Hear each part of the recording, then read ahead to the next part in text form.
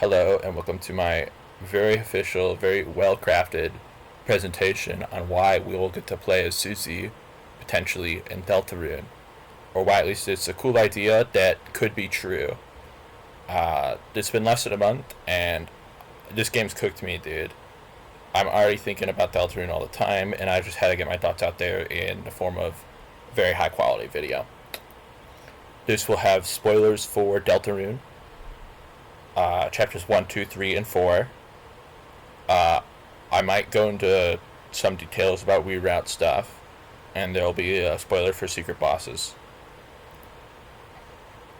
The core idea is that Susie and the player will end up teaming up to oppose Chris and or the Knight in a fight or confrontation that will team up on the idea of shared control, unlike our situation with Chris, and that this is going to happen before Chris is redeemed for their sins, and that this will be temporary because Chris will be redeemed for their sins, so then we'll be back in Chris.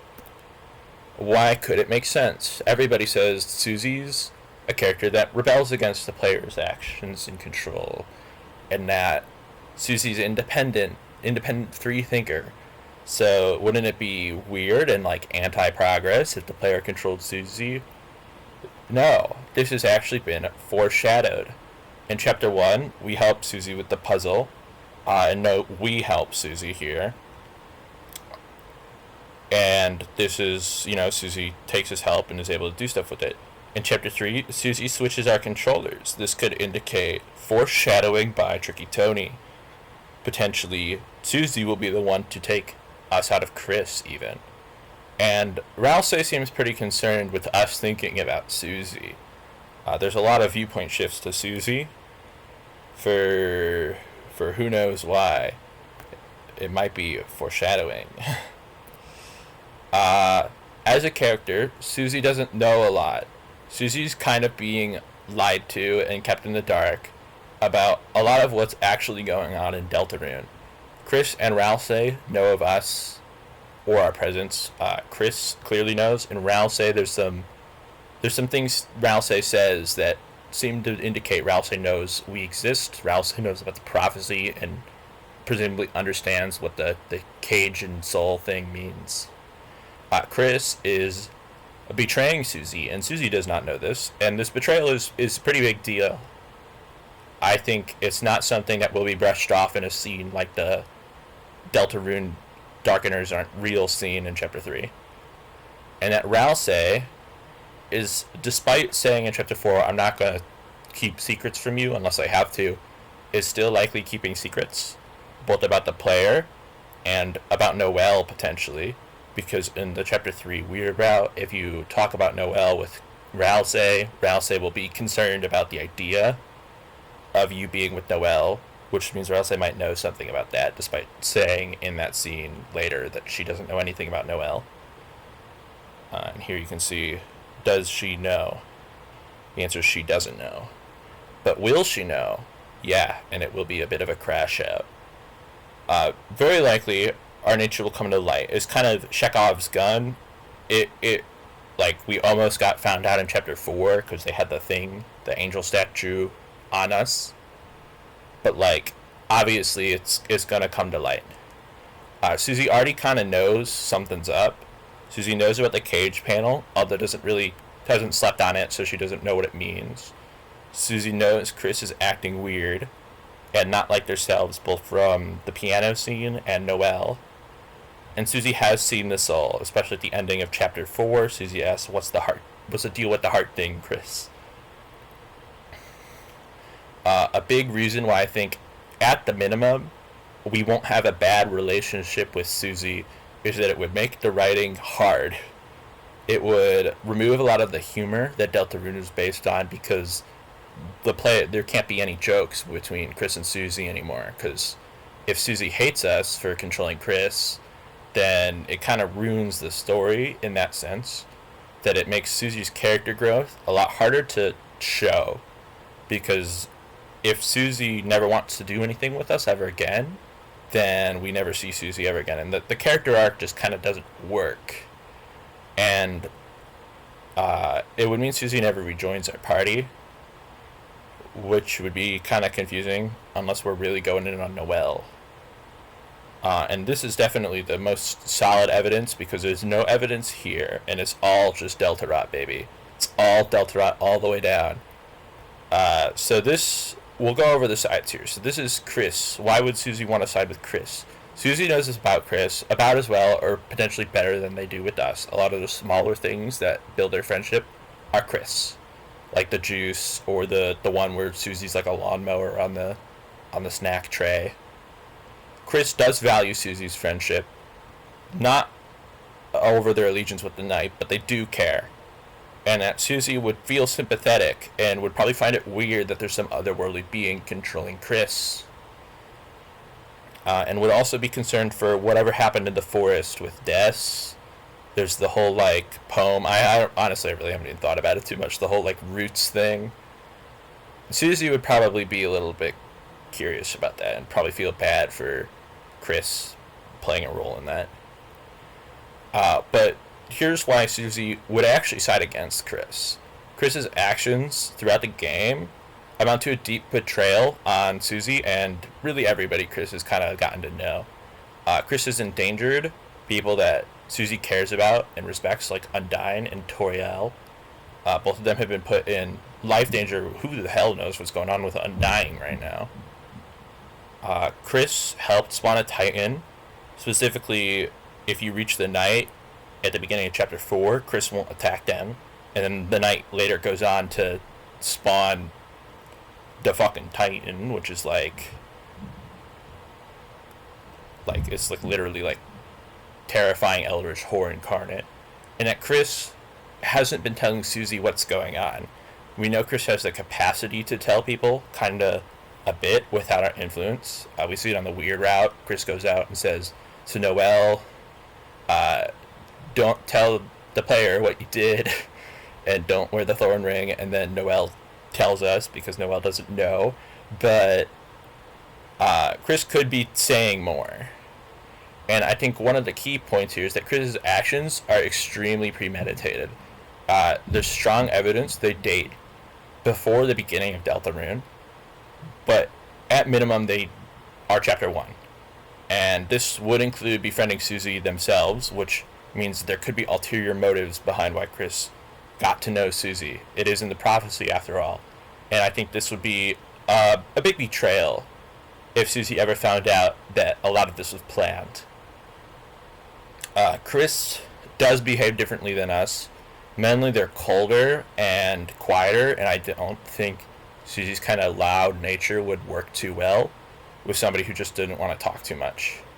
And I think most importantly, if Susie believes in the prophecy or wants to banish the darkness or stop a Titan, because the Titans are pretty bad, you know, it's kind of, they're bad. They can't do it without us. We need the soul to banish Titans, to light up the dark. We just need to be there. We play an important role in the story as this key to closing the Dark Fountains. And Chapter 3 and 4 made that pretty clear. Trust in the player. Susie actually puts a lot of faith in the player's actions already. And Susie is the type of person that is independent, but also trusting, and is willing to let other people help them. This is often... Susie will put their trust into Chris, and will say, Chris, help me fight this guy. Chris, do this. But when Susie's talking about Chris, they're actually talking about us. Here on the side, this is the one I found really weird. During the Gerson fight, I think this is only on the first time, Susie will say, Chris, help me out.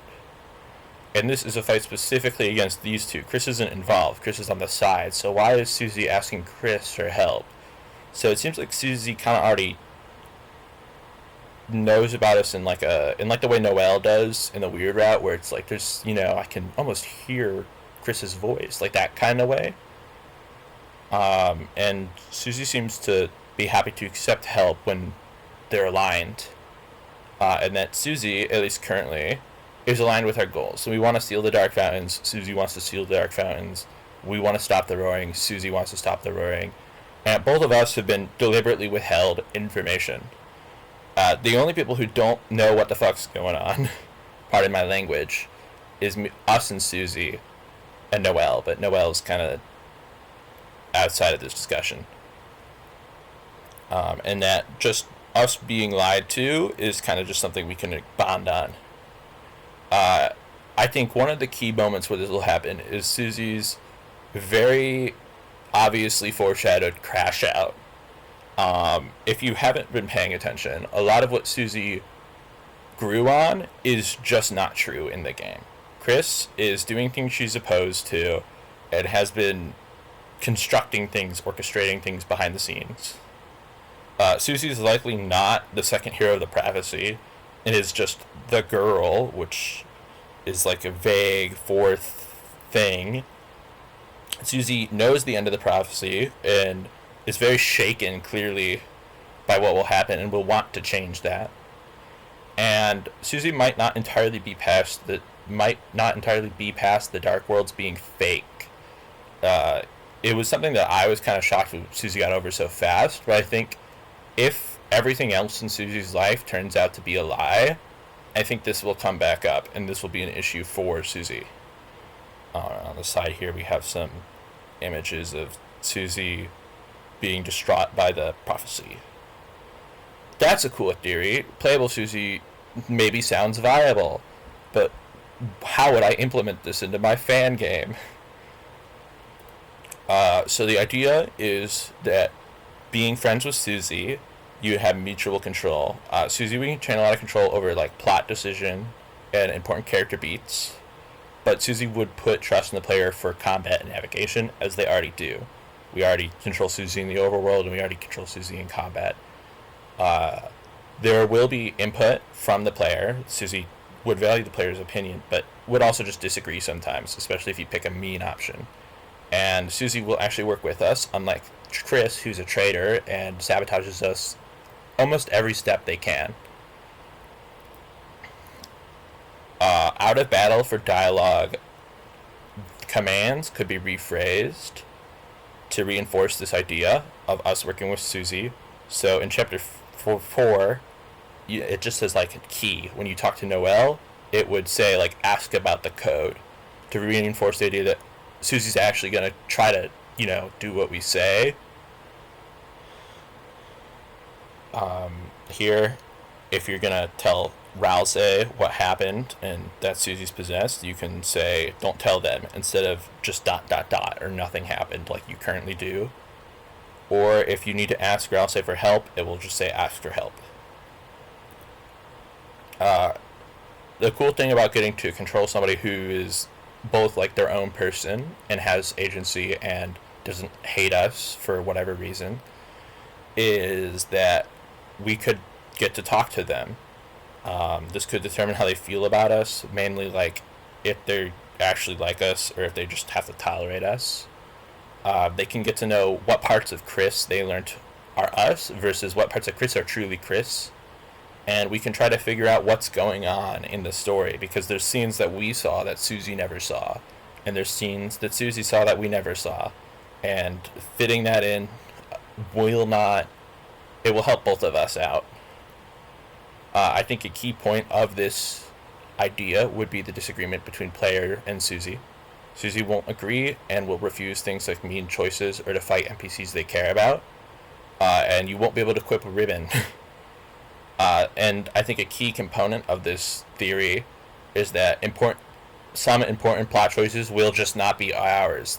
We just won't be able to make it. And our choices won't matter in that sense. But also that it's okay because we would, that's part of working together, is that you're giving up some of your choices.